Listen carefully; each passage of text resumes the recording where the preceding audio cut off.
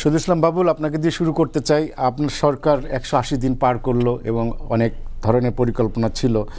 এই 100 দিনে আপনার কাছে কতটুকু বাস্তবায়ন করতে পেরেছে, যারা যেসব প্রতিশ্রুতি দিয়েছিল আপনার সরকার, আপনার কাছে কি মূল্যায়ন?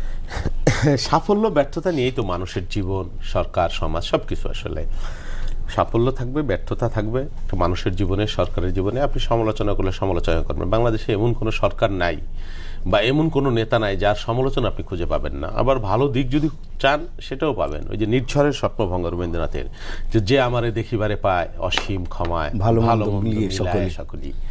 তো আপনি যদি আমাকে সেইভাবে বিচার করেন তাহলে নিশ্চয়ই ভালো দিক পাবেন। আবার যদি আপনি আমার ছিদ্র খুঁজেন তাহলে ছিদ্র অসংখ্য খুঁজে পেতে পারেন। তো আমি যেটা বলছি যে এই 6 মাস তো অনেক বড় সময় না। 180 দিন ধরেন একটা বিধ্বস্ত রাজনৈতিক বাস্তবতা, অর্থনৈতিক বাস্তবতার মধ্য দিয়ে আমরা ক্ষমতা নিয়েছি। আপনি বলেন যে অর্জন কি? প্রথম অর্জন হলো আমরা একটা গণতন্ত্রের জগতে পদার্পণ করেছি। হ্যাঁ, পুরোপুরি আমরা গণতন্ত্র অর্জন করতে পারিনি। আমাদের প্রাত্যহিক গণতন্ত্র যেটা, এটা তো একটা কি বলে প্র্যাকটিসের ব্যাপার, সুদীর্ঘ প্র্যাকটিসের ব্যাপার। কখনো কোথাও 100 বছরে 200 বছরে গণতন্ত্র 100 ভাগ পরিশীলিত হয় নাই। তো এই জায়গাটা আমরা শুরু করতে পেরেছি। আমরা ছিলাম, আবার আমরা ট্র্যাকচ্যুত হয়ে পড়েছিলাম, সেই জায়গায় আমরা উঠতে পেরেছি। এটা হলো একটা বিষয়। আর একটা বিষয় যে আপনার, হ্যাঁ, আমাদের এখানে ধরেন সামাজিক অন্যায় অপরাধ আছে, সব জায়গায় আছে, দুনিয়ার সব জায়গায় যেখানে মানুষ আছে সেখানে অন্যায় অপরাধ আছে। সেই আদম হওয়ার পর থেকেই শুরু করা যায় আপনার মানে হাবিল কাবিলের যে দ্বন্দ্বযুদ্ধ, তো সেখান থেকে তো সমগ্র মানব সমাজে আছে এই অপরাধ, অন্যায় সামাজিক আমাদের এখানে একটু বেশি আছে। এটা তো অসত্য না। এবং আপনি যদি রেশিও করেন, তুলনা করেন, তাহলে আমি বলবো না যে এটা একেবারে অনেক কমে গেছে। হ্যাঁ, সামাজিক দ্বন্দ্ব, সংঘাত, জমি জাতি, এগুলো নিয়ে, সম্পদ, নানান ধরনের বা রাজনীতিক অনেক ধরনের সংঘাত সহিংসতা আছে। তো সেইগুলো সব নিয়ন্ত্রণ করা সম্ভব হয় না। আবার ধরেন আমি নেতিবাচকটাই বলছি, ধরেন ঘুষ, দুর্নীতি বা সামাজিক কুসংস্কার, এগুলো তো আমাদের যুগ যুগের সঞ্চিত বাস্তবতা। সেই জায়গাগুলো সব কিছু আমরা নিয়ন্ত্রণ করতে পারি না। তবে সকলেই বলছে যে উপর থেকে একটা পজিটিভ ভাইব শুরু হয়েছে, যেটা আমাদের একটা অ্যাচিভমেন্ট। যে এমন একজন প্রধানমন্ত্রী যিনি কখনো অশালীন বা অর্বাচীন বা ওই আগের আমলের মতো ফজরের নামাজ পড়ে, তাহাজ্জুদ পড়ে, গালাগালি, খিস্তি খেওর বিএনপি, জামাত, বিরোধী দল শুরু করেন নাই। যিনি মানে তার নিযুক্ত কর্মকর্তা, খুনি চক্র, তাদের সাথে খুন করার নির্দেশ দিতেন না, গুম করার নির্দেশ দিতেন। মানে এক্সট্রা জুডিশিয়াল, একে ধরো, একে মারো, একে এখানে করো, এটা এখানে করো, আজকে যেন বের হইতে না পারে, আজকে সব করে দেবা সরাসরি। এই যে বিষয়, এটা প্রধানমন্ত্রী, আমাদের প্রধানমন্ত্রী করছে না। তার নামে আপনি সমালোচনা করতে পারছেন, অনেক কথা বলতে পারছেন, তার জন্য আপনাকে কেউ মানে কি বলবো অসম্মানিত বা জোরের জেলে পড়ছে না। এখন ওই কি বলে, ওই যে কি ঘর বলে যেন ক্যান্টনমেন্টে, যে আয়নাঘর, সেই আয়নাঘর আমরা তো দেখলাম, সেই আয়নাঘরের বাস্তবতা এখন বাংলাদেশে নাই। হ্যাঁ, সেটা হচ্ছে না। সেই গুম, আমি কথা বলে ভয়ে আতঙ্কে বিরোধী দল, আপনি সব জানেন, আপনি ফেস করেছেন, আপনি নিজেও ভুক্তভোগী, আমি যতটুকু জানি। আপনাকে অনেকবার ডেকে নেওয়া হয়েছে, থ্রেট করা হয়েছে, মৃত্যুর হুমকি দেওয়া হয়েছে। তো আমরাও একইভাবে ফেস করেছি। সত্য কথা, এখানে কথা বলে নিচে ঠিকঠাক মতো যেতে পারবো, পরিবারের চাপ, বন্ধুদের চাপ, এইভাবে না এইভাবে প্রতিটা মুহূর্ত, প্রতিটা ক্ষণ উদ্বেগ উৎকণ্ঠায় কেটেছে। সেটা হয়তো আমি মনে করি এখনো কারো কাটে না। হ্যাঁ, অনেকের অসন্তোষ আছে। তারপরে আমার যে রাজনৈতিক কর্মসূচি ছিল, সেই রাজনৈতিক কর্মসূচি আমরা যেটা আমাদের নির্বাচনী ইশতেহারের মধ্যে ছিল, এই যে সামাজিক সুরক্ষা কর্মসূচি, যেটা সোশ্যাল সেফটি নেট, সেই কাজগুলো আমরা 6 মাসের মধ্যে মোটামুটি আগায় নিয়েছি। তারপরে আপনার গ্রামে গ্রামে মন্দির, মসজিদ, পুরোহিত, তাদের যে ওয়াদা ছিল সেই কাজগুলো শুরু হয়ে গেছে। ফ্যামিলি কার্ডের কাজ শুরু হয়েছে, কৃষক কার্ডের কাজ পুরোদমে শুরু হয়ে গেছে।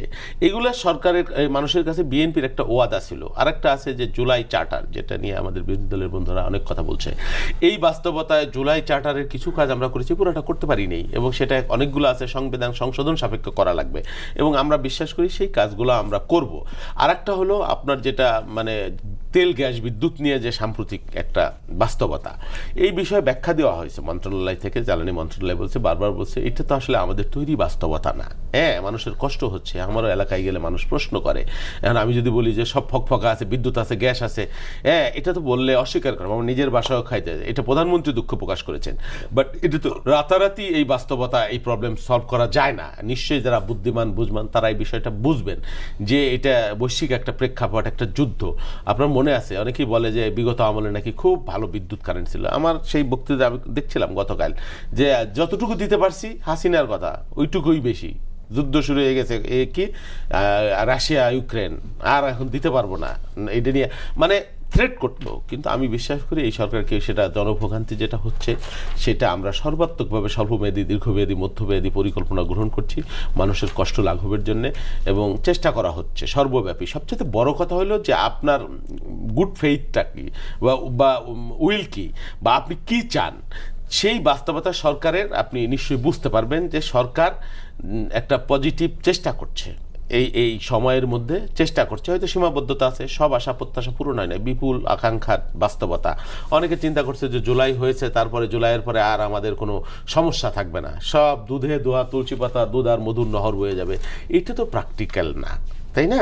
এটা প্র্যাকটিক্যাল না। একটা গরিব ভুকানাঙ্গা দেশ, আমাদের নানান ধরনের সংঘাত, সহিংসতা, মত পথ, এই বাস্তবতার মধ্য দিয়ে আমাদেরকে পথ চলতে হচ্ছে, অনেক সীমাবদ্ধতার মধ্যে থেকে। তার মধ্যে থেকে আমরা চেষ্টা করছি।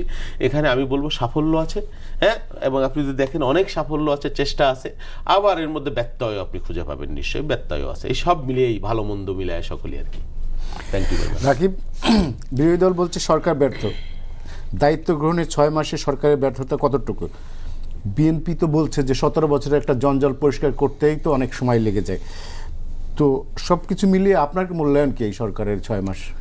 আচ্ছা, আমার মূল্যায়ন হচ্ছে, অলরেডি অনেক কথা বাবুলে বলে ফেলেছেন, আমি একটু যদি যোগ করবো, সেটা হচ্ছে ধরেন আমাদের যে ডেমোক্রেসি, আমাদের মূল সংকটটা জায়গাটা ছিল ডেমোক্রেসি। তো আমাদের ডেমোক্রেসি যে স্ক্যান্ডিনেভিয়ান বা ইউরোপিয়ান ডেমোক্রেসি না, এটা তো আমরা সবাই মানি। তো আমাদের যে সাউথ এশিয়ান যে স্ট্যান্ডার্ড ডেমোক্রেসি, সেই স্ট্যান্ডার্ড ডেমোক্রেসি যে একটা আপগ্রেড হচ্ছে বা এটা একটা আপডেট ভার্সন তৈরি করা, তো সেক্ষেত্রে এটার চেষ্টা সরকারি দলের আছে বা সরকারের দলের একটা গুড ইন্টেনশন আছে, এটা পরিষ্কার। কারণ আপনার একদম ফ্রম ডে ওয়ান থেকে যদি আপনি বলেন বিরোধী দলের সাথে বাসায় যাওয়া, বিরোধী দলকে ডাকা, সংকটে ডাকা বা তাদের কথাকে গুরুত্ব দেওয়া, হ্যাঁ, তারপরে হচ্ছে ধরেন জনগণের জিনিসটাকে ফিল করা। যেমন গতকাল একটা ঘটনা আমার কাছে খুব ভালো লাগছে, এটা আমি আরও আগে আশা করতেছিলাম। বিশেষ করে আমি নিজে খুব সমালোচনা করতেছিলাম সরকারের, বিশেষ করে জ্বালানি মন্ত্রণালয়ের। যে ধরেন গতকাল প্রধানমন্ত্রী নিজেই বলেছেন, আমি ঘটনার উদাহরণ দিলে আপনি বুঝবেন এটা ডেপটা কত বড়। প্রধানমন্ত্রী বলেছেন যে আপনারা যে জ্বালানি সংকটে ভুগতেছেন, গ্যাস সংকটে ভুগতেছেন, এই জন্য আমি সরি বলতেছি। তো এইটার যে নিউজগুলো করতেছে আপনাদের মিডিয়াগুলো, সোশ্যাল মিডিয়া দেখলাম নিউজগুলোতে হা রিয়েক্ট হচ্ছে, লাভ রিয়েক্ট বেশি এবং খুব ভালো ভালো কমেন্টস। ব্যাপারটা হচ্ছে ধরেন এদেশের মানুষ কি চায় জানেন? এদেশের মানুষ এটা জানে, মানে এটা মোটামুটি এখন সব মানুষই জানে যে আপনি রাতারাতি তাকে খুব স্বপ্ন দিয়ে তাকে পরিবর্তন করতে পারবেন না, কিন্তু মানুষ তার এই যে একটা কনসলিডেশন ব্যাপারটা, এটা মানুষ এক্সপেক্ট করে। এবং এদেশের মানুষ হচ্ছে কি অ্যারোগেন্সি চায় না। আপনি দেখবেন শেখ মুজিব 71 আগে তো বড় নেতা ছিল, কিন্তু শেখ মুজিব তো তারপর বাকশাল কায়েম করছে। হাসিনা দেখেন প্রচণ্ড পরিমাণে অ্যারোগেন্ট, মানে আপনি দেখেন প্রত্যেকটা কথা তুচ্ছতা ছিল, চাকরি মুক্তিযুদ্ধের ছেলেমেয়েরা পাবেন না তো নাতিপুতের মধ্যে রাজাকার নাতিপুত পাবে নাকি, মানে এই অ্যারোগেন্সি বাংলাদেশের মানুষ দেখতে চায় না। মানে বাংলাদেশের মানুষ মনে করে যে ধরেন আরেকটু উদাহরণ আপনি বুঝবেন, ধরেন আজকে আপনি এখান থেকে আপনার অফিস থেকে কারণ বাজার থেকে আপনি ধরেন ফার্ম গেট যাবেন বা মহাখালী যাবেন, আপনি ধরেন যেমন ধরেন কথার কথা আপনার 2 ঘন্টা লাগলো জ্যামে, আপনি সরকারকে খুব গালিগালাজ করলেন, এই এদেশের কোনো কিছু ঠিক হবে না, তারপরে এদেশের রাস্তাঘাট অবস্থা খুব খারাপ, এদেশে সব খারাপ। আবার পরের দিন যদি আপনি দেখেন আধা ঘন্টা চলে গেলেন, আপনার মধ্যে এই 2 ঘন্টার কষ্টটা আপনি ভুলে যাবেন। তো এদেশের মানুষের মনস্তাত্ত্বিক জায়গাটা এরকম। তো এটা সরকার বুঝতে পারতেছে কিনা, এবং ধরেন সরকার এই জায়গায় সিম্পেথাইজ কিনা। ধরেন এই যে বাউলে বললেন যে ওনার বাসায় ওনার বাসায় মানে গ্যাস নেই, এরকম সবার বাসায় হচ্ছে কম বেশ, বাসায় গ্যাস নেই, ঠিকভাবে রান্না করা হচ্ছে না, সকালে রান্না বিকেলে রান্না রাতে, এরকম। তো এই যে মানুষের কষ্টটা যে সাফারিংটা ফিলিং করা এবং মানুষকে এটা জানানো যে আমরা চেষ্টা করতেছি, বাবারা আমার মাফ করে দাও, ক্ষমা চাইছি তোমার কাছে। তো এই জিনিসটার একটা পলিটিক্যাল, একটা গুড পলিটিক্যাল, কারণ এটাই আসলে আপনার ধরেন প্রাতিষ্ঠানিক পারিবারিক শিক্ষা, পারিবারিক সংস্কৃতিটা, রাজনীতির সংস্কৃতিটা প্রাতিষ্ঠানিক একটা রূপ নেয়। তো এটার একটা চেষ্টা আমরা দেখলাম, 1 নম্বর কথা। সেকেন্ড কথা হচ্ছে যে সরকারের যে পূর্ববর্তী সরকারের সময় আমরা যেটা দেখতাম যে সরকারের হচ্ছে কি ইশতেহারগুলো নাম মাথায় থাকতো, তো এই সরকার দেখলাম যে ইশতেহারের ব্যাপারে খুবই তারা একেবারে খুব সিনসিয়ার। যদিও জুলাই সনদ নিয়ে এখন আমরা আসি নাই, জুলাই সনদের ব্যাপারে বিরোধী দলের অনেক মত রয়েছে কেন এটা পালন করা হচ্ছে না, তো সেটা হয়তো ধরেন টেকনিক্যাল কারণে আমাদের 2টা অধিবেশন গেল, সেই অধিবেশনগুলো উঠে নেয়, পরবর্তী অধিবেশনে সেটা মূল্যায়ন হবে। আর তৃতীয় হচ্ছে ধরেন আর এই যে ধরেন গ্যাস সংকট, আর এর বাইরে ধরেন আইনশৃঙ্খলা পরিস্থিতি, আমাদের যে ফেসিবাদের বুথ যে থাকা, এখন ফেসিবাদের বুথটা এখন দূর করতে পারেনি। তো এটা একটা টাইম লাগবে, এবং আপনি দেখেন প্রত্যেকটা জিনিসের ক্ষেত্রে কিন্তু সরকার কিন্তু নিজে এখন অ্যাড্রেস করতেছে। আপনি ধরেন জ্বালানির ক্ষেত্রে বলেন প্রত্যেকটা সেক্টরে যে আমাদের 1.5 থেকে 2 বছর সময় লাগবে, এটা তো ট্রু, বাট সরকার যে এই জিনিসটাকে অ্যাড্রেস করেছে, অ্যাকনোলেজমেন্ট করেছে এবং জনগণকে জানাচ্ছে, এটা একটা পজিটিভ সাইন। আর ওভারঅল ধরে যেটা বললেন যে বিরোধী দলের তো এখন কোনো দমনপীড়ন নাই, বিরোধী দলের তো কোনো নেতাকে এখন পর্যন্ত জেলে যেতে হয় নাই, গুমখুন তো বাদে দিলেন আপনি, কোনো জেলে যেতে হয় না এখন পর্যন্ত। তো এই যে একটা অবাধ স্বাধীনতা, একটা ফ্রিডম বা ফ্রিডম অফ এক্সপ্রেশন। তো সেটা যে আমরা দেখছি এটা একটা গুড সাইন। তো আমি মনে করি ওভারঅল যে আমরা যাত্রাটা আমাদের শুরু হয়েছে, আমাদের অভিযাত্রার গন্তব্য, আমরা যদি এই প্রসেসে থাকি আমরা ভালো জায়গায় পৌঁছতে পারবো এবং আমাদের লক্ষ্য অভিষ্ট লক্ষ্যে আমরা বুঝতে পারবো। এবং একই সাথে বিরোধী দল যে কথাগুলো বলছে এগুলো একেবারে পলিটিক্যাল কথাবার্তা। আর সরকার 100% সফল হবে না, 6 মাসে আপনি তাকে বিচারও করতে পারবেন না। তো ডেফিনেটলি সরকারকে অ্যাকাউন্টেবিলিটি করার জন্য, যেহেতু সরকারটা 2/3 মেজরিটি নেওয়া এবং একটা বড় সরকার, সরকারের লেন্থ পরিধিটা অনেক বড়, তো সরকারকে অ্যাকাউন্টেবিলিটি করার জন্য বিরোধী দল এই ভূমিকাটা রাখবে। আমি মনে করি যে তাদের যেখানে যেখানে ল্যাকিংস রয়েছে সেখানে তারা আরও বেশি জোরালো ভূমিকা রাখবে, তাহলে আমাদের এই গণতন্ত্রটা সুসংগত হবে। স্যার তুষার, গতকাল আপনার দলের এক নেতা, শীর্ষ নেতা হাসনাত আবদুল্লাহ বলেছেন ব্যর্থ মন্ত্রী অযোগ্য লোক দিয়ে কৌশলগত খাতে পরীক্ষা নিরীক্ষাকে আই হ্যাভ এ প্ল্যান বলে না। সরকার যে মানে অযোগ্য লোকদের দিয়ে যে একটা প্ল্যান বাস্তবায়নের কথা বলছে, তাহলে আপনাদের চোখে অযোগ্য লোক কারা এই সরকার? 6 মাস কিন্তু উনি কিন্তু ব্যক্তি বিশেষ কথা বলছেন না, উনি বলেছেন যে আপনি যদি অযোগ্য লোকদের বসান, তো সে অযোগ্য লোক মানে হচ্ছে বিভিন্ন জায়গায় ধরুন যারা দলীয় বিবেচনায় নিয়োগ পাচ্ছে এরকম তো আছে, হয়তো সেটার কথা বলেছেন। যাই হোক, আমি মানে আপনার প্রথম আলোচনাটা যেটা নিয়ে আলোচনাটা হচ্ছে সেখান থেকে শুরু বলি যে 6 মাস একটা সরকারের, 5 বছরের সরকারের জন্য খুবই কম সময়, সেটা সত্য।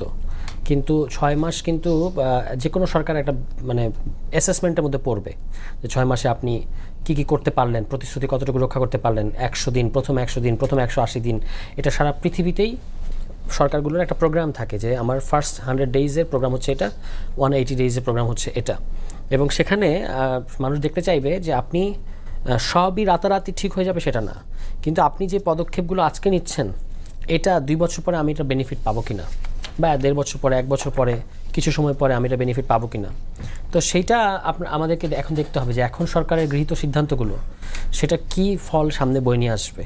তো সেখানে কিন্তু খুব যে ভালো কোনো লক্ষণ দেখা যায় সেরকম না। যেমন আমি উদাহরণ দিতে পারি আইন শৃঙ্খলার, তো আমরা মানে প্রত্যেকটা দৈনিকে প্রতিদিন এটা নিয়ে বিস্তারিত ফলো আপ নিউজ হচ্ছে। চিটং অঞ্চলের নিয়ে একটা প্রধান দৈনিক 3 পর্বের ধারাবাহিক রিপোর্ট করেছে যে চিটংয়ে কীভাবে একাধিক মানে ডাবল ডিজিটের উপরে বিভিন্ন সন্ত্রাসী গ্রুপ, তাদের প্রত্যেকে অস্ত্রশস্ত্র, এবং তারা কীভাবে কাদের দ্বারা প্রশাসন এবং রাজনৈতিক পৃষ্ঠপোষকতা প্রাপ্ত এই সমস্ত সন্ত্রাসী গ্রুপ, এবং সেখানে ওপেন ফায়ারিং, গোলাগুলি, এমনকি খুনোখুনি এসব বেড়ে চলেছে। এবং সেগুলো বেশিরভাগই আধিপত্য বিস্তার সহ অন্যান্য বস্তুগত স্বার্থের কারণেই হচ্ছে। এটা হচ্ছে একটা দিক। এটা ছাড়াও ধরুন সরকারের একটা কমিটমেন্ট হচ্ছে যে মানে তারা বলেছিল যে 1.5 বছরের মধ্যে 1 কোটি কর্মসংস্থান তারা তৈরি করবে।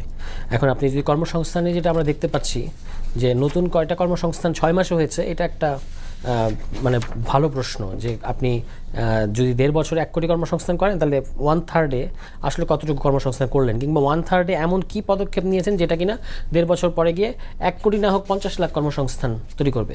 উল্টো যেটা দেখা যাচ্ছে যে এখনকার গ্যাস ক্রাইসিস সহ লোডশেডিং ইত্যাদি কারণে বিভিন্ন কারখানা কিন্তু চালানো কঠিন হয়ে যাচ্ছে। হ্যাঁ, তো এটা একটা বড় সংকট হিসেবে দেখা দিচ্ছে।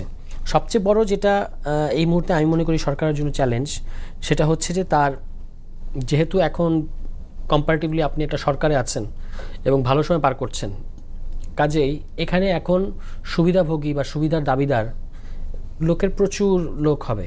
যেমন ঝালকাঠি 1 আসনের বিএনপি দলীয় এমপি রফিকুল ইসলাম, সম্ভবত ওনার নাম, ফেসবুকে যেটা পোস্ট দিয়েছেন, কয়েকদিন আগে একটা স্ট্যাটাস দিয়েছেন। কতটুকু বিরক্ত হলে, কতটুকু নিজের দলের লোকের উপর ক্ষুব্ধ হলে এরকম একটা স্ট্যাটাস নিয়ে দিতে পারেন।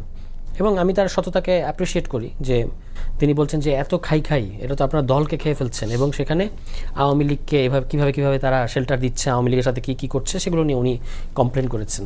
তো এটা হতে যাচ্ছে আমি মনে করি, বা হয়েছে অলরেডি, বিএনপির জন্য সবচেয়ে বড় একটা মানে বাধা। কারণ হচ্ছে আপনি দেখেন সরকার যদি সেন্টারে থাকে, একদিকে আপনার আছে হচ্ছে পতিত শক্তি এবং তাদেরকে যে আঞ্চলিক শক্তিরা এই মুহূর্তে পৃষ্ঠপোষকতা দিচ্ছে তারা, আর আরেক দিকে আছে আপনার বিরোধী দল। বিরোধী দলের সাথেও আপনার বিভিন্ন ইস্যু আছে, কিন্তু বিরোধী দল অন্তত ওই পতিত শক্তির প্রশ্নে আপনার পাশে থাকবে, বা আঞ্চলিক শক্তি যখন আমাদের সার্বভৌমত্ব বিরোধী কাজ করবে তখন পাশে থাকবে। তাহলে আপনি মাঝখানে আছেন, এইটা টানাটানি হচ্ছে এখানে। তাহলে এই কারণে সরকারকে কিন্তু নিজের দলের ভেতরের কনসলিডেশনটা খুব পোক্ত হওয়া দরকার। কিন্তু সেখানে যদি ধরেন এই ধরনের ঘটনাগুলো ঘটে, তাহলে কিন্তু তার মানে অভ্যন্তরীণ গঠন যেটা, সেটা খুব দুর্বল বা আস্তে আস্তে দুর্বল হতে থাকবে। তো সেখানে আমরা ধরেন একটা উদাহরণ দিই, ফ্যামিলি কার্ড হচ্ছে বর্তমান সরকারের সবচেয়ে যে চমকপ্রদ বা যেটা দেখিয়ে সবচেয়ে বেশি তারা ভোটের আগেও সুবিধা পেয়েছে এবং এখনও পর্যন্ত যেটাকে তারা সবচেয়ে বড় প্রকল্প আকারে হাজির করছে। তো এই প্রকল্পে যেটা হচ্ছে, আমি আপনার এখানেও কিন্তু শুরুর দিকে যখন পাইলটিংটা শুরু হচ্ছে তখন এখানে এসে আলোচনাটা হয়েছিল, আমি বলেছিলাম যে স্থানীয় নেতাকর্মীদেরকে এটা থেকে দূরে রাখতে হবে। হ্যাঁ, এবং এটার কিন্তু বাছাই, কারা সুবিধা পাওয়া উচিত, এই যে তথ্য সংগ্রহ বা এটার কিন্তু প্রশাসনিক একটা লেয়ার আছে যেখানে ইউএনও এবং ইউএনওর নিচে আরও মাঠ প্রশাসনের ইয়ারা আছে, আপনার কর্মকর্তা কর্মচারী। আমি বলেছিলাম যে এইটার মধ্যে যেন কোনোভাবে যদি স্থানীয় নেতাকর্মীদেরকে এখানে তারা যদি ঢুকে পড়ে তাহলে এটা একটা মানে ব্যাকল্যাশ করবে, এবং সেটাই কিন্তু দেখেন আজকে হচ্ছে। অন্তত 20 থেকে 25টা উপজেলার নিউজ আমাদের কাছে আছে, এটা আপনারাও দেখেছেন, আপনি নিজে যেহেতু সাংবাদিক, সোশ্যাল মিডিয়ায় বিভিন্ন মেইন স্ট্রিম মিডিয়ায় আমরা কি দেখতে পাচ্ছি যে ওই যে তথ্য সংগ্রহকারী, সুপারভাইজার, এই দুটো পদের মধ্যে নিজেদের পছন্দের লোক এবং এমনকি দলীয় লোকজন যাতে যায়, সেজন্য ইউএনওদেরকে এক ধরনের মব করা হইতেছে।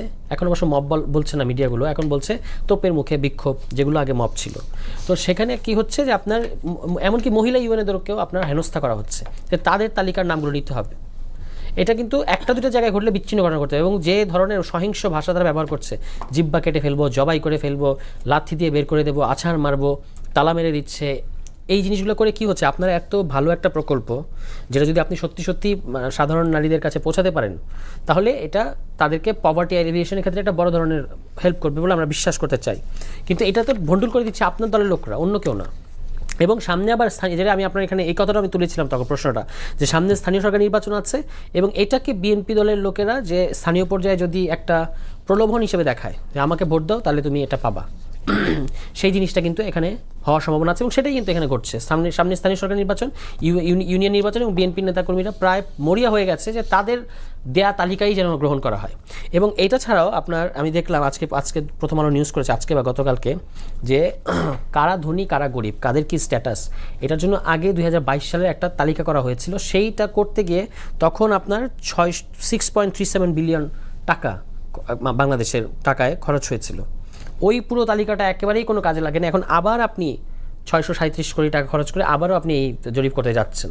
তো এরকম মানে আমাদের তো এমনিতে একটা ইকোনমিক রিসেশনের মধ্যে আছি, টানাটানির মধ্যে আছি, তার মধ্যে আপনি এগুলো করছেন। তো এই সার্বিক দিক যদি আমি বলি, উদাহরণগুলো এই জন্য দিলাম যে মানে সরকারের এই মুহূর্তে অর্থনৈতিক চাপ, ভূরাজনৈতিক যে বাস্তবতাটা কাজ করছে, কারণ সরকার খুব টাফ পজিশন নিয়েছে। অন্তত একটা জায়গায় আমি খুব অ্যাপ্রিসিয়েট করতে চাই, সেটা হচ্ছে পররাষ্ট্র মন্ত্রণালয়ের যে টাফ পজিশন। আমি পরে আলোচনা করব না, মানে এটা বলছি না, এটা মানে বলতেছি তাহলে আপনি ওইদিকে একটা টাফ পজিশন নিয়েছেন, ইকোনমিতে আবার একটা টাফ পরিস্থিতি তৈরি হয়ে আছে, বিরোধী দলগুলো আপনাকে রাজনৈতিক গণতান্ত্রিক কতগুলো ইস্যুতে আপনার বিরুদ্ধে যাচ্ছে।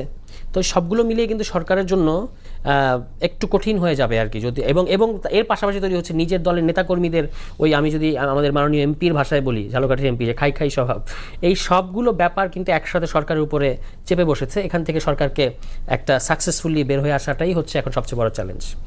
শহীদুল ইসলাম বাবুল, জামাত ইসলামের মানে আমির, বিরোধী দলীয় নেতা, উনি বলছে যে বর্তমান সরকারের ক্ষমতা থাকার নৈতিক কোনো অধিকার নেই, মাত্র 6 মাসের একটা সরকার, এবং সরকারকে বলছে চাঁদাবাজ নিয়ন্ত্রণ করতে পারছে না, সব জায়গায় চাঁদাবাজি শুরু হয়ে গেছে, এবং সরকারের ভেতরে এক ধরনের খাই মনোভাব, যেটা সারোয়ার তুষারও বললেন। তো আপনি কি বিরোধী দলের যিনি বলেছেন, আরো কেউ বলতেছেন যে গণঅভ্যুত্থান হবে সকালে বিকেলে, গণঅভ্যুত্থান তো ছেলের হাতের মোয়া না। হ্যাঁ, একটা গণঅভ্যুত্থান, একটা নির্বাচিত সরকার, হাসিনা 2টা নির্বাচন টোটাল গিলে খেয়ে ফেলছে। আমরা সকলে মিলে তার বিরুদ্ধে 17 বছর লড়াই করে আমরা একটা গণঅভ্যুত্থান করতে পেরেছি সকলে মিলে। এখন আপনি যদি বলেন কাল সকালে গণঅভ্যুত্থান হয়ে যাবে, নির্বাচিত একটা সরকার ভোটের মাধ্যমে আইছে, রাতের বেলার ভোটের মাধ্যমে আসে নাই, একটা পার্লামেন্ট আছে চমৎকার, সেখানে সবাই কথা বলতে পারে, সুন্দরভাবে ডিবেট করতে পারে, যুক্তি দিতে পারে, তথ্য দিতে পারে, এবং তার পরামর্শ গ্রহণ করা হয়। তো এখন আমি মনে করি উনি পলিটিক্যাল রেটরিক্যাল বক্তব্য উনি দিয়েছেন, উনি মিন করে হয়তো বলেন নাই। হ্যাঁ, আর যেটা হলো ধরেন আইন শৃঙ্খলার একটা ইস্যু, আইন শৃঙ্খলা কিন্তু ঠিক করে ফেলা যায়। মানে এটা আপনি যদি ওই অ্যান্টিবায়োটিক দিয়ে দেন, ডোজ দিয়ে দেন, এটা ঠিক করে দেন। অ্যান্টিবায়োটিক মানে কি, আপনি যদি ক্রস ফায়ার করে দেন 10 জায়গায় 10টা কালকে, তাহলে দেখবেন অপরাধ অনেক কমে যাবে। বাট সেটা তো একটা অস্বাভাবিক প্রক্রিয়া। রাজনীতিটা ধরেন আমরা এই মানবাধিকারটাও ঠিক রাখতে চাই, ল অ্যান্ড অর্ডারটাও এইভাবে কন্ট্রোল করতে হয়, অস্বাভাবিক কোনো প্রক্রিয়ায় না। ওই যে চট্টগ্রামের একজনের ধরছে, হয়তো আগেকার আমলে ক্রসফায়ার করে দেওয়া যেত, অন্যরা সাবধান হয়ে যেত, সচেতন হয়ে যেত। আমাদের একটা বিপুল জনগোষ্ঠীর দেশ, ছোট দেশ, এখানে যুগ যুগ ধরে এই ধরনের সমস্যা আছে। আর ওই সময় গত 24-এর যে আন্দোলন, ওই সময় তো অনেক অস্ত্র এখনো। বিএনপি সেই পথে যাচ্ছে না, এটা এলোপ্যাথিক একটা ওষুধের মধ্য দিয়ে চেষ্টা করা হচ্ছে, এবং এইটাই তো প্রকৃত পথ বলে আমরা মনে করি। অপরাধ আছে, হচ্ছে, এটার বাস্তবতা। তুষার যেটা বলেছে যে ইউনিয়ন লেভেলে বা এই কার্ড, আমি তুষারকে ধন্যবাদ দিব যে কার্ড যে একটা চমৎকার প্রজেক্ট, কোনো বিরোধী দলের নেতার মুখে আমি শুনলাম। যদিও আমি হাসনাত আবদুল্লাহর দেখেছি যে গ্রামে যে না কে নাসিরদের পাঠাতে কি কি কার্ড নিয়ে নানান ধরনের ইলেকশন আগে ব্যঙ্গ করেছে, বাট আমরা তখনই জানতাম যে এটা একটা প্র্যাগমেটিক কর্মসূচি হবে, এবং এটা মানুষের মধ্যে বিপুল আগ্রহ আকাঙ্ক্ষা তৈরি হয়েছে ফার্স্ট অফ অল। এবং আমি বিশ্বাস করি এটা যদি হয়, আমি গ্রামে যাই, বিরোধী দলের এমপিরাও যায়, তারাও দেখতেছে যে না, এটা খুবই মানে ইফেক্টিভ একটা ব্যাপার। এবার এটা সুন্দরভাবে যদি শেষ পর্যন্ত করা যায়। তবে হ্যাঁ, এই যে তথ্য বা নিয়োগকারী, আমি বলতে পারি আমার এলাকার ইউনো সাহেবরে আমি একটা তদবির করি নাই, ইভেন আমার উপজেলার সভাপতি যে, কিন্তু তার রাইটস আছে করার, পরীক্ষা দিয়ে টিকে যদি, তো আপনি তাকে তো বাদ দিতে পারবেন না। আমি বলেছি বাদ দিয়ে দেন ওকে, ডিউ টু রিজন, যাতে প্রশ্নটা না ওঠে। তা এখন তুষার বললো 20-25টা উপজেলায় এইটা নিয়ে বিক্ষোভ হয়েছে বাদ করার কারণে। তার মানে কি, কাজটা তো ঠিক মতো হচ্ছে, দলের লোকরা এখানে পাচ্ছে না, তাদেরকে বিক্ষোভ করা লাগছে সরকারি দলে থেকে, হ্যাঁ, না পেয়ে, এবং এটাকে রাষ্ট্র এন্ডোর্স করতেছে না, সরকার এন্ডোর্স করতেছে না। তার মানে যে এখানে ধরেন কৃষি কার্ড যেটা দেওয়া হলো, আমি কৃষক দলের সেক্রেটারি, দীর্ঘদিন কৃষক আন্দোলনের সাথে আমি যুক্ত। এই কার্ড যখন ইনোগ্রেট করা হলো, আমি নিজে সেখানে উপস্থিত থাকতে পারিনি, দল কেন্দ্রীয় কমিটির আমি সেক্রেটারি, উপস্থিত থাকতে পারিনি। তার মানে কি, দলকে সরকারের সাথে সবসময় সব জায়গায় মেলানো হচ্ছে না, এর মধ্যে ব্যত্যয় হতে পারে, আবার কোথাও কোথাও দলীয়করণও হতে পারে।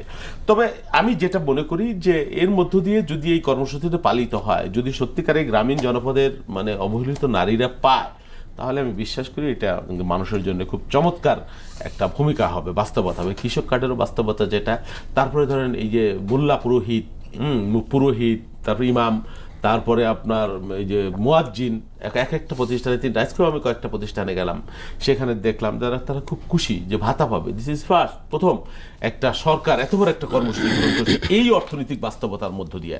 একটা সত্যিকার অতিরিক্ত আমরা একটা বিধ্বস্ত অর্থনৈতিক বাস্তবতার মধ্যে আছে। একটা হলো যুদ্ধ, আর একটা ধরেন আমাদের একটা পতিত শক্তি, তারা প্রতিনিয়ত আমাদেরকে চেষ্টা করছে ব্যর্থ করবার জন্য, হ্যামারিং করছে তো। আর একটা যুদ্ধের ইফেক্টটা এসে আপনার ইফেক্টটা বা চলমান আছে, সেইটা একটা কঠিন ধাক্কা ধকল আমার উপরে যাচ্ছে। আর একটা হলো আমার যারা বিরোধী দলের বন্ধু, তারা প্রতিনিয়ত এই সমাজের মধ্যে যদি মানে নানান ধরনের আক্রমণাত্মক বিদ্বেষমূলক কথাবার্তা বলেন বা বিভ্রান্তি সৃষ্টির কথাবার্তা বলেন, মানে আমরা বলি না যে তারা এরশাদের মতো কি ওই যে জিএম কাদেরের মতো বিরোধী দল, কিন্তু গঠনমূলক সমালোচনা আমরা চাই। কিন্তু সমালোচনা করলে আমি এই করছি, আমরা কেন গালাগালি করবো এখানে, কেন বলবো যে সকালে টাইনে হিস্ট্রে নামাবো? সেই বাস্তবতা 6 মাসে, ওই যে সাউদ্দিন ভাই যেটা বলছে, ভাই ব্যর্থ হওয়ারও তো একটা সময় লাগে, তাই না? সেই সুযোগটা তো আপনাকে দিতে হবে বাস্তবতা, এবং সেই সহযোগিতা একটু আপনাদের করতে হবে। তারপরেও আমরা বলবো যে আমরা নিজেরাও তো স্যাটিসফাইড না, অনেক বিষয় আছে আমরা স্যাটিসফাইড না, যেটা আমরা দলের পক্ষে, দলের হাউজের মধ্যে আমরা যখন থাকি আমরা কথা বলি যে এই বিষয়ে আমাদের ব্যত্যয় আছে, এখানে ভুল আছে, এটা কারেকশনের ব্যাপার আছে, এটা আছে, এগুলো নিয়ে আমরা আলোচনা করি। সরকারের মধ্যেও আলোচনা হয়, দলের মধ্যে আলোচনা হয়, এবং প্রধানমন্ত্রী নিশ্চয়ই সেই বিষয়গুলো অ্যাকনলেজ করছেন, দেখছেন, এবং আমি বিশ্বাস করি সঠিক সময়ে উনি যে জায়গায় লিকেজগুলো আছে সেই জায়গায় উনি মেরামত করবেন, রিপেয়ার করবেন, ব্যবস্থা নেবেন। রাকিব, যে হাসনাত আবদুল্লাহ একটা কথা বলছে যে 62 সদস্যের ঢাউজ একটা মন্ত্রিসভা, সবাই কি ভালো? এখন তো পরীক্ষা নিরীক্ষা তো অনেক হলো, কিছু তো যারা ব্যর্থ তাদেরকে, যারা পারে কাজ, যারা এক্সপার্ট, তাদেরকে নিয়ে এই ধরনের মন্ত্রণালয় যদি মন্ত্রিসভা গঠন করা হয়, তাহলে যেসব সমস্যাগুলো আমরা ফেস করছি, যেমন বিদ্যুৎ, জ্বালানি, তারপরে আইন শৃঙ্খলা, এগুলো অনেকখানি করা সম্ভব, সমাধান করা সম্ভব। আপনার কি মনে হয় যে এখনই সময় আসছে এই ধরনের মন্ত্রিসভা চেঞ্জ? ধন্যবাদ আপনাকে। আমি হাসনাত আবদুল্লাহ আরও একটা কথা অ্যাড্রেস করবো। আপনার কথাটার সাথে আমি একমত হাসনাত আবদুল্লাহর সাথে। এটা হচ্ছে ধরেন মাননীয় প্রধানমন্ত্রী বলেছিলেন যে 6 মাসের পরে আমরা পুনর্নিরীক্ষা করব, এবং আমি যতটুকু জানি অনেক দিন, প্রায় 1 মাস 1.5 মাস আগেই গোয়েন্দা সংস্থার মাধ্যমে অনেক মন্ত্রী, রানিংয়ে মন্ত্রী এবং অনেক এমপির বিরুদ্ধে অভিযোগ, কোনো ফাইল পত্র গেছে, এবং এটা আসলে দরকার, কারণ হচ্ছে কি এত বড় একটা পার্টি এবং 17 বছর আপনি 17 বছর তো অনেকেই ফাংশনিং ছিল না এবং অনেকে ফাংশনিং করার সুযোগও নেই, কারণ একটা বড় একটা জেনারেশন গ্যাপ ছিল। এবং মানে 17 বছর যদি বাংলাদেশের গণতান্ত্রিক প্রক্রিয়া থাকতো তাহলে বাবুল্লাহ তো ধরেন এতক্ষণ উনি আবার ফার্স্ট এমপি হলো, উনি 3-4বার এমপি হয়ে যেত, তো ওনার একটা পার্লামেন্টের এক্সপিরিয়েন্স তৈরি হতো। তো এইটা তো সুযোগ হয়নি, অনেকেরই সুযোগটা হয়নি। তাই মনে করি এটা পরিবর্তনটাই আসলে মানে নতুন সংস্কৃতি বিল্ড আপ করে। তো সেক্ষেত্রে এটা হওয়া উচিত এবং এটা নিশ্চয়ই মাননীয় প্রধানমন্ত্রী কালকে 180 দিনের পরিকল্পনা দিবেন। এটা দলের ব্যাপার, সরকারের ব্যাপার এবং সরকারকে গতিশীলতা করে, এক নম্বর বিষয়। সেকেন্ড বিষয় যে ধরেন আপনার নিশ্চয়ই কিছু কিছু মন্ত্রণালয় তো খুবই মানে বিলো অ্যাভারেজ পারফরমেন্স, আমরা মনে করি যে এখানে আরও গতিশীলতা দরকার এবং প্রত্যেকটি মন্ত্রণালয় কিন্তু সরাসরি পিপল ডিল করে না, এটা কিন্তু মাথা রাখতে হবে। আপনার ধরেন বাণিজ্য, আইনশৃঙ্খলা পরিস্থিতি, তারপর হচ্ছে আপনার এই যে জ্বালানি, এই যে ন্যাশনাল যে জিনিসগুলো যেগুলো ধরেন ব্যক্তি সমাজকে আলাদা করে না, দলকে আলাদা করে না, বিএনপি, আওয়ামী লীগ, জামাত, এনসিপি সকলের জন্য সমান। তো এই জিনিসগুলো তাই মনে করি সরকার আরেকটু সিনসিয়ার হওয়া উচিত। 2 নম্বর কথা। 3 নম্বর কথা হচ্ছে ধরেন হাসনাতুল্লাহ আরেকটা কথা বলেছেন, কালকে বিশাল বড় একটা স্ট্যাটাস দিয়েছেন, সরকারকে জ্বালানি বিভিন্ন পরামর্শ দিয়েছেন, এটা ভালো, আমরা ওটা চাই এবং মাননীয় প্রধানমন্ত্রী চ্যালেঞ্জ দিয়েছেন, ওরা চ্যালেঞ্জ গ্রহণ করছে, আমরা এটাই চাই, এই পলিসিটাই আমরা চাই। আমি এনসিপি ধন্যবাদ জানাই, কিন্তু এখানে আমার কিছু কথাবার্তা বলছে, এখানে আমি মনে করি যে আরো একটু প্র্যাগমেটিক হওয়া উচিত। যেমন এটাতে আমি দেখলাম যে লং টার্ম কোনো পরিকল্পনা নাই, মানে লং টার্ম পরিকল্পনা আছে এগুলো প্রায় বিএনপি এগুলো নিজেই বলছে, বিএনপি নিজে উদ্যোগ নেবে, বিএনপি নিজে বলছে যে আমরা এগুলো করবো। শর্ট টার্মে যেটা, শর্ট টার্মে কিন্তু আমি খুব বেশি সেখানে দেখিনি, বরং সেখানে আমার দেখলাম যে কিছু মিসকনসেপশন আছে। যেমন তারা বলছে যে জ্বালানি খাতে দায়মুক্তি আইন বাদ করতে হবে, অথচ এটা কিন্তু 24 নভেম্বরে বাদ করা হয়েছে। ইভেন ওই নাহিদ ইসলাম কিন্তু তখন উপদেষ্টা ছিলেন, মন্ত্রী ছিলেন, তো ওনারা আবার এগুলোকে রিপিট করতেছেন। তারপরে হচ্ছে আবার অনেক কিছু আছে যেটা হচ্ছে কি ধরেন মানে শর্ট টার্ম, আমার তো শর্ট টার্ম সলিউশন লাগবে, পাওয়ার পলিসির কথা বলা হয়েছে, শর্ট টার্ম সলিউশনের কথা বলা হচ্ছে, তাই না? তারপরে ধরেন আপনার প্রাইভেটাইজেশনের, তারপর আবার সেখানে বলা হচ্ছে যে আপনার টার্মিনাল নিয়োগ করা, তারপর হচ্ছে কি এগুলো তো লং টার্মের ব্যাপার, এগুলো তো আবার বলছে বিএনপি কি করছে, আপনার 6 মাসে যদি টার্মিনাল মানে তো 6 মাসে টার্মিনাল শেষ হতো, হতো না। বরং বিএনপি একটা জিনিস ভালো কাজ করছে, কোনো শিল্প কারণে বন্ধ হয় না, অনেক শিল্প বন্ধ হয়ে গেছে, প্র্যাকটিক্যালি বন্ধ হয়ে গেছে, কিন্তু বন্ধ করে না কোনো কিছু। তো এটা সরকার চেষ্টা চালাচ্ছে। আইন শৃঙ্খলা পরিস্থিতির ব্যাপারে আমার একটু মানে আপত্তি আছে, সেটা হচ্ছে আইন শৃঙ্খলা পরিস্থিতি একটা খুবই সেন্সিটিভ ইস্যু, যে পর্যায়ে আছে আমাদের আইন শৃঙ্খলা পরিস্থিতি অনেক উন্নতি করার জায়গা আছে, এটা নিয়ে কোনো সন্দেহ নাই। কিন্তু একটা জিনিস মাথা রাখতে হবে, আপনার চট্টগ্রামের উদাহরণ দিলেন তুষার ভাই, চট্টগ্রামের ডেভিড ইমনকে কিন্তু গ্রেপ্তার করা হয়েছে এবং আপনি খেয়াল করেন জিয়াউর রহমানের খুনি মোজাফফর বাংলাদেশে গুপ্তচর হিসেবে 40-45 বছর ছিল, তাকে কিন্তু গ্রেপ্তার করা হয়েছে। সালমান শাহর খুনের সন্দেহ হিসেবে ভিলেন ডনকে গ্রেপ্তার করা হয়েছে। তো সুতরাং সরকার কিন্তু ছেড়ে দিচ্ছে না, এটা কিন্তু ভুললে হবে না। তনু হত্যাকাণ্ডের আসামিকে ধরা হচ্ছে তো এখন এত বছর পরে, তো এগুলো কিন্তু ধরেন এরা তো দেশেই ছিল, আসামিগুলো দেশেই ছিল, এটা এমন না যে আসামিগুলোকে আপনি বিদেশ থেকে ধরে আনছেন, দেশেই ছিল, কারণ সরকার কিন্তু অ্যাক্টিভ হচ্ছে। কিন্তু ব্যাপারটা হচ্ছে কি এই বাস্তবতাটা আমাদেরকে মাথা রাখতে হবে, কারণ এই পুলিশ প্রশাসন টোটালি হাসিনা এটাকে যেভাবে দলীয়করণ করা হয়েছিল, মানে এই যে গোপালী সব জায়গায় গোপালী সাম্রাজ্য তৈরি করা হয়েছিল, এটা থেকে তো আমাদেরকে বেরিয়ে আসতে হবে। এখন আপনি তো সরকার চাইলে এই লাক্সারি করতে পারে না যে কালকে সবাইকে চাকরি থেকে বের করে দেবে, এই লাক্সারি তো বাস্তবতা নাই। তো সেটাও কিন্তু আমাদের মাথা রাখতে হবে। আর একটা বিষয় আমি একটু অ্যাড্রেস করি, সেটা হচ্ছে ধরেন ওই বলেছেন যে তুষার ভাই যেটা বলেছেন যে 1.5 বছরে 1 কোটি কর্মসংস্থান, এই প্রজেক্টটা যখন মানে ইলেকশনের আগে শুনলাম, আমি বিএনপির একেবারে টপ নীতি নির্ধারক 2-4 জনকে আমি জিজ্ঞেস করলাম এই অর্থে। এখন শেখ হাসিনা যখন 9 সালে ক্ষমতা আসছে, 2টা কথা বলছে, একটা বলছে যে 10 টাকায় চাল দিব, ঘরে ঘরে চাকরি দিব। এখন আপনি যেটা বলতেছেন এটা কিন্তু মানুষ কিন্তু মার্কিং করতেছে, এই জিনিসটা কিন্তু মার্কিং করতেছে। 1.5 বছরে আপনি 1 কোটি কর্মসংস্থান করবেন, আপনার প্র্যাকটিক্যালটা মানে রোডম্যাপটা কি? তো ওনারা বলছে যে এই রোডম্যাপ, বাট রোডম্যাপটা আমি সন্তুষ্ট না বাংলাদেশের প্রেক্ষাপটে। তো যাই হোক, এটা আমি মনে করি যে সরকার এই অর্থনৈতিক বাস্তবতা একটু কমাই আনছে না, এটা আমি কমাই আনছে না, এটা হচ্ছে আমি বলি আপনাকে, এটা এখন মহাসচিব যিনি এখন আমাদের প্রেসিডেন্ট পদপ্রার্থী জনাব মির্জা ফখরুল ইসলাম আলমগীর, তিনি বলছেন যে আমরা 5 বছরে 1 কোটি করবো। আমার কথা হচ্ছে 5 বছরে 1 কোটির বছরে 50 লাখ করলো স্যাটিসফ্যাক্টরি, এটা হচ্ছে একটা ব্যাপার। আর ব্যাপার কিছুক্ষণ আগে আমি নিউজে দেখলাম মাননীয় প্রধানমন্ত্রী বলেছেন যে বাংলাদেশে যেখানে পুকুর হাওর অব্যবহৃত রয়েছে সেগুলোকে তরুণদের চাষাবাসের জন্য মাছ চাষে তিনি উৎসাহ দিয়েছেন, আজকে কিশোরগঞ্জে বলেছেন। তো সরকার চেষ্টা করতেছে। এবং আরেকটা বিষয় যে ধরেন সরকার বিরোধী দলকে পাশে টানছে, বিরোধী দল যে একটা তুচ্ছ ব্যাপার ছিল বাংলাদেশে, এই সংস্কৃতি থেকে আমরা বেরিয়ে আসছি। তো ব্যাপারটা হচ্ছে ধরেন আমরাও এই কালচার, এই রিয়েলিস্টিক এই বাস্তবতা আমাদেরকে মেনে নিতে হবে যে 17 বছর জঞ্জাল দিনছে সেটাই। তো সরকার কোনো ভুল করতেছে কিনা এটা সরকারকে ভুল ধরিয়ে দেওয়ার দায়িত্ব। কনস্ট্রাকটিভ সমালোচনা হবে, সরকারের সমালোচনা হবে, সরকার বিরুদ্ধে আন্দোলন হবে, সরকার যদি কথা না শুনতে চায়। এই মানে প্রসেসের মধ্যে যে আমরা গেছি এটা একটা সাধুবাদযোগ্য। আর এই পয়েন্টগুলো তো আমি নোট আউট করলাম। স্যার তুষার, এই যে প্রধানমন্ত্রী বলছেন যে আপনারা পরিকল্পনা দেন, তো আপনাদের নেতা অ্যাকসেপ্ট করছে, তার মানে আপনারা কোনো পরিকল্পনা দিচ্ছেন এই যে এই সংকটের জন্য বিরোধী দলের কাছে যেটা প্রধানমন্ত্রী করছে? আচ্ছা, যাই হোক, এটা একটা ভালো যে প্রধানমন্ত্রী দেশে এসে বলেছেন প্রথমে আই হ্যাভ এ প্ল্যান, এখন উনি বিরোধী দলের কাছ থেকে পরিকল্পনা চাচ্ছেন। না, বিরোধী দল যেহেতু সমালোচনা চাচ্ছেন, বিরোধী দলের প্ল্যান তো থাকতেই পরামর্শ পারে। তো চাইতেই পারে। বিরোধী দল তো সমালোচনা করবেই। আর প্রধানমন্ত্রী যে মানে প্ল্যান চেয়েছেন এটাকে আমি খারাপভাবে দেখছি না, কারণ একটা দেশ তো আসলে একজন ব্যক্তির, আমি এটা মাঝে মাঝে বলি আর কি, কারো যদি মগজ উপচে পড়া বুদ্ধিও হয়, একজনের উপর নির্ভর করে আপনি না চালাতে পারবেন সংগঠন, না চালাতে পারবেন দেশ, এটা হয় না। ফলে আপনাকে সবাইকে নিয়েই, সবার বুদ্ধি পরামর্শ নিয়েই করতে হবে। তো উনি এটা প্ল্যান চেয়েছেন। 6 মাস হয়েছে, বিরোধী দলগুলো 6 মাসের সরকারের সার্বিক অর্থনৈতিক, রাজনৈতিক সহ দ্রব্যমূল্য, আইন শৃঙ্খলা, সার্বিক যে সরকারের বিভিন্ন গুরুত্বপূর্ণ সেক্টর, সেগুলোর তারাও চুলচেরা বিশ্লেষণ করছে খুব স্বাভাবিকভাবেই, এবং হয়তো খুব শীঘ্রই আগামীকালকে সম্ভবত 180 দিন হতে যাচ্ছে। ফলে আগামী 2-1 দিনের মধ্যে আপনি দেখতে পাবেন যে প্রত্যেকটা বিরোধী দল, অর্থাৎ আমি আমাদের জায়গা থেকে বলতে পারি যে আমরা সরকারের 180 দিনের ব্যাপারে একটা রিয়াকশন দেব, মানে প্রতিক্রিয়া দেব আনুষ্ঠানিকভাবে। সেখানে প্রতিক্রিয়া মানে যেটা আমরা মনে করি আপ টু দ্য মার্ক হয় নাই, সেইটার সমালোচনা যেমন থাকবে, একইভাবে আমরা কিভাবে এটা শৃঙ্খলা কিংবা সুশাসনের মধ্যে ফিরিয়ে আনা যায়, আমাদের সোচটা কি বা আমাদের চিন্তাভাবনাটা কি, সেটাও আমরা সেখানে তুলে ধরবো। তো তার চ্যালেঞ্জটাকে আমরা ইতিবাচকভাবে দেখি। তিনি যে আমাদের সমালোচনাটাকে আমলে নিচ্ছেন, এটাও একটা গণতান্ত্রিক আচরণ হিসেবেই আমার কাছে মনে হয়।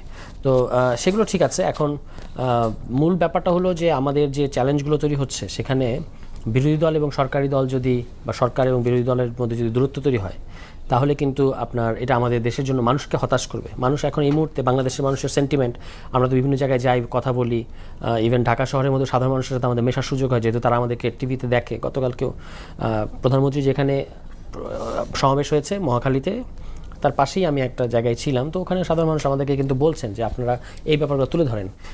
এটা ব্যাপারটা এরকম না যে তারা সরকারের প্রতি হস্টাইল কিংবা বিরোধী দলকে সাপোর্ট করে। তারা যেটা চায় যে সরকার এবং বিরোধী দল মিলে তারা নিজেদের মধ্যে প্রতিযোগিতা করবে, কি করবে সেটা তাদের ব্যাপার, কিন্তু মানুষকে যেন ডেলিভার করতে পারে দুই পক্ষ মিলে, এটা মানুষ চায়। এখন এটা করতে গেলে কি আপনি দেখবেন যে থ্যাংক গড যে আপনার টকশোতে সেরকম লোক আমি খুব কম দেখি, কিন্তু অন্যান্য টকশোতে গেলে এই কিছু আছে না, আওয়ামী লীগ হারানোর বেদনায় যারা এখনও কাতর, তারা এসে যেটা বলার চেষ্টা করে যে আমি আর ডামির বা আমরার মামুরার সংসদ। আর আমরার মামুরার সংসদটা কথাটা কখন এসেছিল? যখন আওয়ামী লীগ আর জাতীয় পার্টি ছিল, যে জাতীয় পার্টি একই সাথে বিরোধী দল, একই সাথে সরকার, এবং ওই পার্লামেন্টের কোনো বৈধতা ছিল না, জনবৈধতা ছিল না। এবং সেটার সাথে তারা তুলনা করতে চায় এখন। কেন? কারণ আওয়ামী লীগ এই পার্লামেন্টে নাই, অথচ যে এখন যে বিরোধী দল, তারাও তো জনগণের ভোটে নির্বাচিত। এটা তো কেউ বলতে পারবে না যে এখানে ভোট কারচুপি হয়েছে বা কিছু হয়েছে। কিন্তু তারা যেটা আসলে চায়, এই কথাটা বলে সরকার এবং বিরোধী দলের মধ্যে একটা অকারণে সংঘাত তৈরি করতে চায়, যে বিরোধী দল মানেই হলো জ্বালাও পোড়াও, আর সরকার মানেই হচ্ছে ক্র্যাকডাউন, ধরো মারো কাটো, এই জায়গাটায় তারা নিয়ে যেতে চায়। এবং এই ফাঁদে ইগোর কারণে হোক কিংবা ক্ষমতার কারণে হোক, না সরকার না বিরোধী দল কারোরই যাওয়া উচিত হবে না। বিরোধী দলের উচিত হবে, যেটা আমরা করছি বলে আমরা মনে করি, যে সরকারের গঠনমূলক সমালোচনা এবং বিরোধিতা প্রয়োজনে, যেখানে যেখানে প্রয়োজন, আর যেখানে যেখানে সরকার দেশের স্বার্থ, জনগণের স্বার্থের পক্ষে আছে, সেখানে সে তাকে সমর্থন দেয়। এটা বিরোধী দল করা উচিত। কে বাইরে থেকে কী বললো, যারা সংঘাত, এরা মারামারি লাগে না কেন, এটা কিন্তু এর মধ্যে কিন্তু আলু পোড়া দেওয়ার জন্য অনেকগুলো কোয়ার্টার বসে আছে, যে সরকার এবং বিরোধী দলের একটা রাজপথে মুখোমুখি সংঘাত হোক এবং এখান থেকে তারা একটা কিছু সুবিধা নেই। আচ্ছা, শহীদুল ইসলাম বাবুল, আজকে ফরেন মিনিস্ট্রি থেকে একটা স্টেটমেন্ট আমরা দেখলাম প্রধানমন্ত্রীর ভারত সফর নিয়ে, এবং অনেকদিন ধরে প্রধানমন্ত্রীর ভারত সফর নিয়ে অনেক কথা হচ্ছিল, এবং আগে আমরা দেখতাম আমাদের ফরেন পলিসি কীভাবে চলতো। সেই জায়গা থেকে বাংলাদেশের ফরেন পলিসিটা নিয়ে সবারই এক ধরনের একটা স্যাটিসফ্যাকশন চলে আসছে, যে এই বাংলাদেশের ফরেন পলিসি এখন একটা জায়গায় এসে দাঁড়িয়েছে, যে ধরে চোখে চোখ রেখে কথা বলার মতো প্রতিবেশী দেশের সাথে। প্রধানমন্ত্রীর এই যে আমাদের ফরেন পলিসি এবং আমাদের এই যে ভারতের সাথে যে টানাপোড়েন, আপনার কি মনে হয় যে প্রধানমন্ত্রী সফরে গেলেই শেষ হয়ে যাবে? না, সেটা শেষ হয়ে যাবে এটা বলা যায় না। আমাদের অবস্থান বা প্রধানমন্ত্রীর অবস্থান বা সরকারের অবস্থান তো পরিষ্কার করা হয়েছে। এর আগে ফরেন মিনিস্ট্রি থেকে বিবৃতি দেওয়া হয়েছে। আজকে ফরেন মিনিস্ট্রির যে মুখপাত্র উনি পরিষ্কার করেছেন বিষয়টা, যে ভারত বাংলাদেশের সম্পর্ক বা প্রধানমন্ত্রীর সফর এটা ভারতের উপর নির্ভর করে। ধরেন আমি তো আর ওইভাবে বলতে পারবো না, কারণ আমি সরকারি দলের একজন এমপি। বিরোধী দলে যেভাবে বলা যায়, সরকারি দলে থাকলে সেভাবে বলা যায় না। এটাও দুঃখজনক যে বিএনপিকে ভারতের দালালি বানাই ফেলা হয়েছে প্রায় নির্বাচনের আগে থেকে, এই ধরনের বাস্তবতা। বরং আমরা বিরোধী দলের যিনি নেতা, তার মুখে আমরা এই কথাও শুনেছি যে কি ভারত কষ্ট বা এরকম কোনো কিছু আমরা করব না বলেছে, কোড আন কোড। যাই হোক, তো আমার কথা হলো, আজকে দেখেন সরকারের কি স্ট্যান্ড, এই শক্তিটা কিন্তু দেশের মানুষ বা ভোটের সরকার যদি হয়, জনগণের সরকার বা বিরোধী দল যদি আমাকে আরও এই বিষয়ে সাপোর্ট করে, তাহলে কিন্তু আমি আমার স্ট্রেংথটা আমার দেশের পক্ষে আরও শক্তভাবে আমি দেখাইতে পারি। জিএম কাদের সাহেব দেখলাম বলছে এই বিষয় নিয়ে যে ভারত খুব মাইন্ড যার উপর করবে, হ্যান ত্যান হবে, কে ভারত সহজভাবে নেয় না। উনি এয়ারপোর্টে এসে বলছিল যে কি আলাপ হয়েছে এটা বলা যাবে না, ভারত নিষেধ করে দিছে। তো এখন সবাইকে যদি ওনার মতো করে ভাবে তাহলে সেটা দুঃখজনক হয়ে যাবে। তো একটা নির্বাচিত সরকারের স্ট্যান্ড বা জাতীয়তাবাদীর স্ট্যান্ড সবসময় দেশের পক্ষে থাকে, যেই জন্যে চরম মূল্য দিতে হয়। হয়তো ঠিক আছে উনি যেটা বলেছেন জিএম কাদের, সেটা ওনাকে মূল্য দিতে হয় নাই, কিন্তু আপনার মনে আছে বেগম খালেদা জিয়া শেরাটনে ভারতীয় রাষ্ট্রপতির তৎকালীন প্রণব মুখার্জির শিডিউল ক্যান্সেল করে দিয়েছিলেন, একটা হরতাল বা যে কারণে দিয়েছিলেন উনি। তো সেই কারণে এটা নিয়ে অনেক মানে কি আলোচনা সমালোচনা হয়েছে, বা ভারত এটা নিয়ে খুব মাইন্ড করেছে। তার ফলে কি হলো, ফলত দুইটা নির্বাচন তারা গিলে খেয়ে ফেললো, সেটা সহযোগিতা করলো মানে আওয়ামী লীগকে, বা প্যাট্রোনাইজ করলো, বা মূলত তারাই। এবং গিলে খাওয়ার পরে বেগম খালেদা জিয়াকে ব্যক্তিগতভাবে অনেক সাফার করতে হলো, তিনি মৃত্যু পথযাত্রী একটা বাস্তবতার মধ্যে চলে গেলেন। কিন্তু তার চূড়ান্ত ফলটা কি হলো, যে আওয়ামী লীগকে দেশ ছাড়া হয়ে যেতে হলো, এবং গণঅভ্যুত্থানের মুখে মারাত্মক পরিণতি। এবং বেগম খালেদা জিয়া, হ্যাঁ মৃত্যু তো মানুষের অনিবার্য পরিণতি, কেউই তো মৃত্যু উপেক্ষা করেন, কিন্তু বেগম খালেদা জিয়া ইতিহাসে তার নাম তিনি একটা স্বর্ণাক্ষরে নাম লিখিয়ে রেখেছেন একজন দেশপ্রেমিক হিসেবে, মানুষ হিসেবে। সেইটাও বিএনপির অর্জন আছে। জাতীয় পার্টির ক্ষেত্রে জিএম কাদের এগুলো প্রয়োজন হয়তো নাই। হ্যাঁ, উনাকে যা শিখিয়ে দিবেন উনি তাই বলবেন, বা অন্য যারা ভিন্ন আমাদের পতিত শক্তি তাদের প্রয়োজন নেই। না, আমাদের বক্তব্য এই ইস্যুতে পরিষ্কার, আমরা শত্রুতা চাইবো না, আমরা যুদ্ধ চাই না, আমরা প্রতিবেশীও বদলাইতে চাই না, কিন্তু আমরা আমাদের ইচ্ছা চাই, আমাদের অধিকার চাই। সেইখানে আপনি ট্রাম্প কার্ড হিসেবে হাসিনা কার্ডকে যদি আমার সাথে ব্যবহার করেন, তাহলে তো এটা মানে কি বলবো, কি কূটনীতি হলো আমি জানি না। তো এই কূটনীতি না থাক, আমার পানির অধিকার আমি পাই, আমার সীমান্তের আমার নিরাপত্তা আমি পাই। আজকেও দেখলাম বিএসএফ ছাগল নিয়ে গেছে, কার ছাগলকে নিয়ে গেল, চুরি করলো, বা আমাদের দেশের মধ্যেও এইসব ঘটনাটা ওইগুলোর দিকে না যায়। কিন্তু এই যে নিয়ে যাচ্ছে, এটা মানে যাতে আর না হয়, হ্যাঁ আমাদের ফেলানিদেরকে আর যাতে ধুলে থাকতে না হয়, সেই ইস্যুগুলো। এখানে ট্রেড ডেফিসিট আছে বিপুল পরিমাণে, শুধু একতরফা বাণিজ্য নীতি, একতরফা চাকরি নীতি, এখান থেকে রেমিটেন্স, বাংলাদেশের মতো দেশ, আমি জানি যে বাংলাদেশ থেকে তারা বিপুল পরিমাণ, পৃথিবীর তাদের 8ম সোর্স নাকি রেমিটেন্সের জন্য বাংলাদেশের মতো দেশের। এখন কি অবস্থায় আছে আমি সেটা জানি না, বিগত দিনের কথা জানি। তো সেইটা ওই স্বামী স্ত্রীর সম্পর্ক এটা হবে না, সম্পর্ক হবে বন্ধুত্বর, মর্যাদার ভিত্তিতে, সমতার ভিত্তিতে, অধিকারের ভিত্তিতে। এটাই আমাদের প্রত্যাশা, এর চাইতে বেশি কিছু না। রাকিব, দুইটা ইস্যু নিয়ে মূলত সরকারের সাথে ইন্ডিয়ার মানে বাংলাদেশের, ঢাকার সাথে দিল্লির মতপার্থক্য। একটা হলো হাদির খুনিদের ফেরত আর হাসিনাকে প্রত্যাবর্তন। তো এই দুইটা ইস্যু এখন বড় ধরনের একটা বাধা, এবং এই দুইটা ইস্যুর পেছনে কিন্তু বিরোধী দলের এক ধরনের আছে, সাপোর্ট আছে আমাদের বাংলাদেশের, পুরো বাংলাদেশের মানুষের সাপোর্ট। আমি একটু ক্লিয়ার করি, দেখুন মানে একটু সংক্ষেপে, আমার হাতে সময় নেই। আচ্ছা আমি সংক্ষেপে শেষ করি। সেটা হচ্ছে ধরেন আপনি যখন পলিটিক্যালি আপনি ওই রেটরিক সারাদিন যাই বক্তব্য দেন না কেন, এগুলো মানুষ মনে রাখে না, কিন্তু যখন আপনি কাউকে মার্কিং করেন, এই বক্তব্য কিন্তু খুব ইম্পর্টেন্ট। যেমন ইলেকশনের আগ থেকে যখন তারেক রহমান যখন দেশে ফিরলেন, ভারতের দালাল, ভারতের সাথে মুসলেখা দিয়ে আসছে, ভারত ক্ষমতা নিয়ে আসছে, এই জাতীয় কথাবার্তা বলছে। তাহলে আপনি দেখেন যেই লোক আপনি যাকে কথা বলছেন, সেই আপনি দেখেন এখন ভারতের বিরুদ্ধে মানে সম্পর্কটা আপনি দেখেন, এত বোল্ড স্টেটমেন্ট তো বাংলাদেশ ইতিহাসে কখনো দেয়নি।